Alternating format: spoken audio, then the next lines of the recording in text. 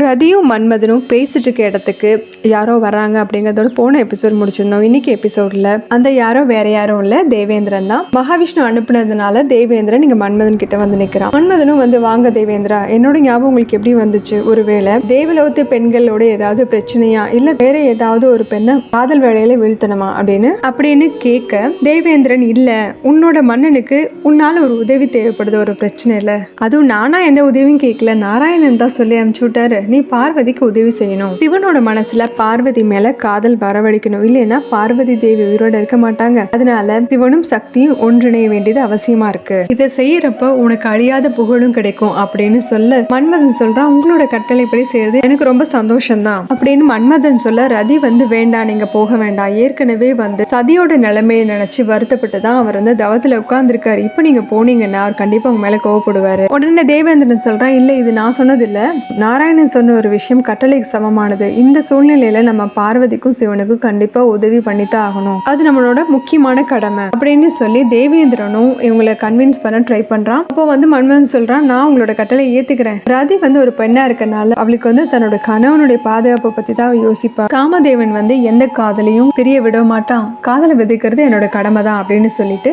ரதி கிட்ட திரும்பி போயிட்டு வரேன், நான் சீக்கிரமா திரும்பி வருவேன் சொல்லிட்டு தேவேந்திரன் கூட கிளம்பலாம் அப்படின்னு சொல்லிட்டு கிளம்ப போறப்ப ரதி வந்து பிடிச்சு நிறுத்துறா. வேண்டாம், போக வேண்டாம், திரும்பவும் சொல்றேன்னு நினைக்காதீங்க, ஏதோ அசம்பாவிதம் நடக்குங்கிற மாதிரி எனக்கு பயமா இருக்கு அப்படின்னு ரதி சொல்ல, மன்மதன் வந்து, பார்வதி மாதிரி ஒருத்தரோட காதலுக்கு உதவலைன்னா தான் நமக்கு வந்து அது அசம்பாவிதமா மாறிடும், அப்படி நான் இந்த உதவி செய்யலைன்னா எல்லாரும் எனக்கு கிண்டல் பண்ண மாட்டாங்களா, அதை உன்னால பொறுத்துக்க முடியுமா அப்படின்னு கேட்டதும் முடியாது அப்படிங்கிற ரதி. உடனே வந்து இவன் சொல்றான், இந்திரலோகத்துல இருக்க எல்லா பெண்களையும் காதல் வேலையில வீழ்த்தக்கூடிய சக்தி உள்ளவன், என்னால இதை செய்ய முடியாதா, மகாதேவர் மனசுல காதல் வரவழைப்பேன் அப்படின்னு கொஞ்சம் திமிராதான் சொல்றான். இப்போ வந்து போறதுக்கு அனுமதி கொடு அப்படின்னு கேட்கிறான். மகாதேவரோட தவம் கலைஞ்சதும் நீயும் வா, ரெண்டு பேருமே போய் நம்மளோட விருப்பத்தை போய் அவர்கிட்ட வரமா வாங்கலாம் அப்படின்னு சொல்லிட்டு அங்க இருந்து அவனும் தேவேந்திரன் கூட கிளம்பிடுறான். ரதியோட முகத்துல வந்து தெளிவில்ல, குழப்பத்திலையும் பயத்திலையும் இருக்கா. இங்க மகாதேவ தவம் பண்ற அந்த குகைக்கு வெளியில நாராயணனும் இந்திரதேவன் நின்றுட்டு இருக்காங்க.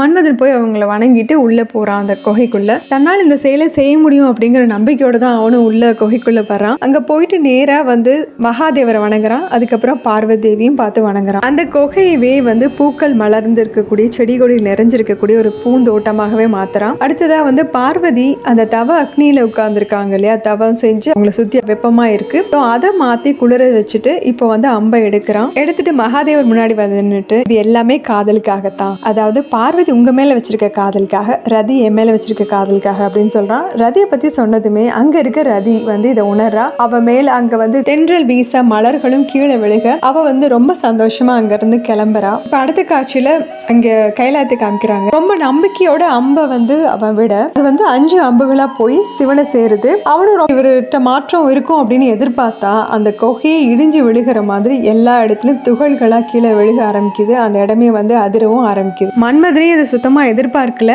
அவனே ஆச்சரியத்துல பார்த்துட்டு இருக்கா. இங்க ரதி ரொம்ப சந்தோஷமா வந்தவன் கைலாயத்தோட குகைக்கு வெளியில நின்றுட்டு இருக்கா. ஏன்னா அவளாலையும் அந்த அதிர்வை உணர முடியுது. அவளும் ரொம்ப ஷாக்கிங்ல தான் இருக்கா. குகைக்குள்ள ரதி வரதுக்கு முன்னாடியே இங்க மகாதேவர் கண்களை திறந்துடுறாரு கோவத்தோட. இதோட இந்த எபிசோட் முடியுது. அடுத்த எபிசோட்ல பார்க்கலாம். நம்ம சேனல் லைக் பண்ணுங்க, ஷேர் பண்ணுங்க, சப்ஸ்கிரைப் பண்ணுங்க, பெல் பட்டனை பிரஸ் பண்ணுங்க. தேங்க்யூ.